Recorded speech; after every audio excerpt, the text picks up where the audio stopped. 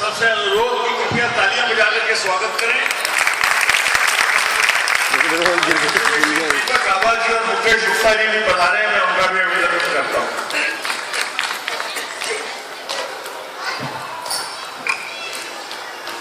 मैंने सुना है कभी बूढ़ा ही पैदा होता है, पर मेरा मानना है कि जब तक मैं लिखता रहूंगा मैं हमेशा जवान रहूंगा। क्या बात है, बहुत अच्छा। और मैं आभारी हूँ श्री वैश्य जनसभा का, जिन्होंने मुझे यहाँ आने का अवसर दिया, और श्री वैश्य जनसभा, तमाम महान कविजन और सभी उपस्थित लोगों को मेरा नमस्कार। और मैं शुरू करता हूँ चंद पंक्तियाँ उन लोगों के नाम, उन जवानों के नाम जो देश के सीमा पर वीर गति को प्राप्त हुए। इजाजत चाहूंगा श्रीमान। हाँ, स्वागत है, सुनाइए। अगर उन्होंने भेजे होते फूल, अगर उन्होंने भेजे होते फूल, तो मैं खुद लेके आता, तुम्हारी जुल्फों में सजाता और उनकी कलमें अपने आंगन में लगाता। अगर उन्होंने भेजे होते फूल, तो मैं खुद लेके आता, तुम्हारी जुल्फों में सजाता और उनकी कलमें अपने आंगन में लगाता। मगर क्या करूं, अगर उन्होंने भेजे होते फूल तो मैं खुद लेके आता, तुम्हारी जुल्फों में सजाता और उनकी कलमें अपने आंगन में लगाता।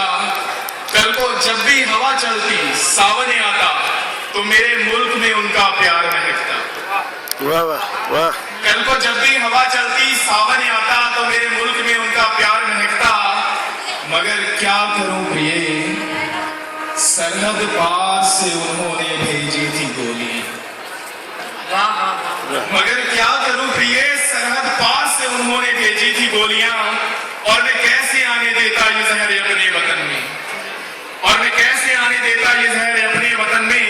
इसलिए सीना तान के रास्ता रोक के खड़ा हो गया और नहीं उतरने दिया उन्हें पार अपनी जमीन पर। वाह वाह वाह। इसलिए सीना तान के रास्ता रोक के खड़ा हो गया और नहीं उतरने दिया उन्हें पार अपनी जमीन पर। और अब सीने में हुए हर एक छेद से लहू टपक रहा है, और अब सीने में हुए हर एक छेद से लहू टपक रहा है। कल को जब भी सावन आएगा, हवा चलेगी, तो मेरे वतन की मिट्टी में से मेरे लहू की खुशबू महकेगी। पर काश उन्होंने भेजे होते फूल, काश उन्होंने भेजे होते। वाह वाह वाह। मोबाइल में जाए।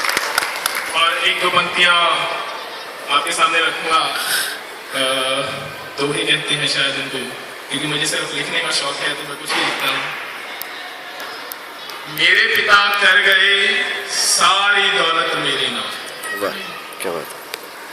मेरे पिता कर गए सारी दौलत मेरे नाम, मेरे पिता कर गए सारी दौलत मेरे नाम, और मेरे बच्चे सोच में कब मेरे निकले प्राण।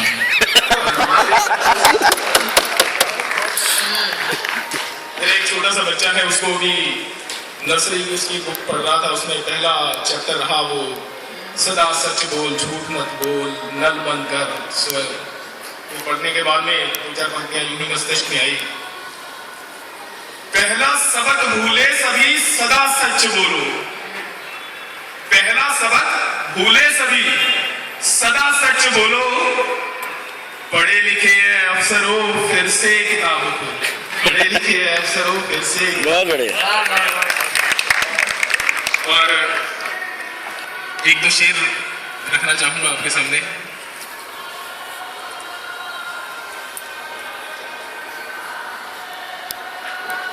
एक दो के लिए इतने सारे कागज सारे मत सुना देना। इसलिए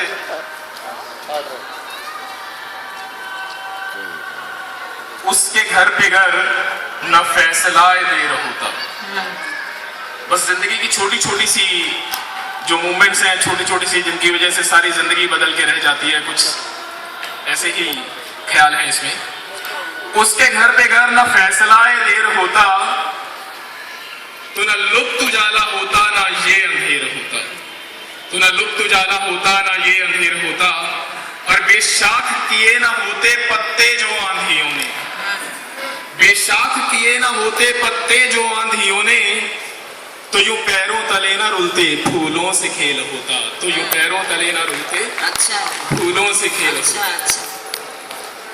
और ये जिंदगी भी क्या है, ये जो चलते फिरते पुतले, ये जिंदगी भी क्या है, ये जो चलते फिरते पुतले, ये जिंदगी ना होती तो मिट्टी का ढेर होता, ये जिंदगी ना होती तो मिट्टी का ढेर होता। बहुत अच्छा, वाह। और अब आए मजार पर तुम, अब आए मजार पर तुम हाथों में फूल लेकर, अब आए मजार पर तुम हाथों में फूल लेकर, कुछ दिन और जिंदा रहते जो जिंदगी में मेल होता, कुछ दिन और जिंदा रहते जो जिंदगी में मेल होता। और छुपाते हैं आंसुओं को सजाते हैं मुस्कुराते, छुपाते हैं आंसुओं को सजाते हैं मुस्कुराते, हमें आदमी कौन कहता अगर ना ये हेर फेर होता, हमें आदमी कौन कहता। वाह वाह, बहुत अच्छा, बहुत अच्छा, बहुत बढ़िया, बहुत बढ़िया। और आखिरी दो चार पंक्तियां जो आज सुबह ही लिख रहा था, आजकल मैंने इशारा कर दिया कि अब बस हो गया, बड़ा मुश्किल बस हो गया। है, तो इस पे मैंने बस दादा से लिखी है। नए फ्लैट की उजली दीवारों को देख, नए फ्लैट की उजली दीवारों को देख, बच्चों की आंखें चमक गई, नए फ्लैट की उजली दीवारों को देख बच्चों की आंखें चमक गई, पर इसे कमाने में मेरे चेहरे के फीके हुए रंगों पर किसी की नजर न गई, पर इसे कमाने में मेरे चेहरे के फीके हुए रंगों पर किसी की नजर न गई।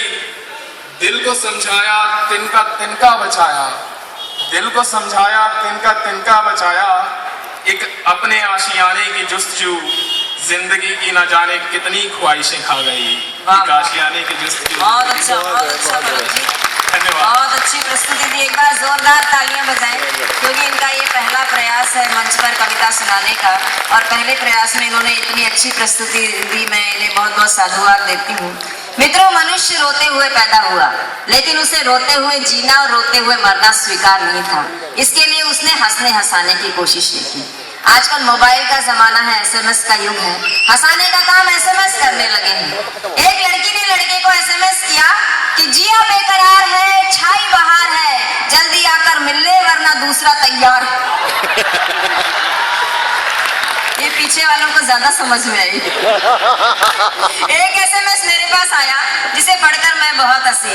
आपको सुनाती हूँ, हंसी आए तो रोकना मत, मुक्त हृदय से हंसना, जोरदार ठहाका लगाना, मजा आ जाएगा। SMS था कि मत ले जाना मेरा जनाजा उसकी गली से यारों, कि मत ले जाना मेरा जनाजा उसकी गली से यारों, नहीं तो उसकी माँ कहेगी कि कम वक्त मरते मरते भी ये चक्कर लगा गया। अब एक पति ने पत्नी को SMS किया कि बेवकूफ था शाहजहां जो इतना खर्चा कर दिया, क्या मिल गया ताज से, हर रात नई मुमताज आ जाती उस पैसे के ब्याज से। लेकिन पत्नी भी कोई कम नहीं थी, उसने भी तुरंत रिप्लाई कर दिया। उसने रिप्लाई किया कि जिसने तुझे दुनिया में भेजा उसने तेरे भेजे में भेजा नहीं भेजा, किसी ने मुझको भेजा इसलिए SMS मैंने तुझको भेजा। तो ऐसे हंसाने का काम SMS करने लगे हैं। पहले कवि को आमंत्रित करती हूँ जो सोनीपत के कॉलेज में प्रोफेसर हैं, डॉक्टर अशोक बत्रा जी। हास्य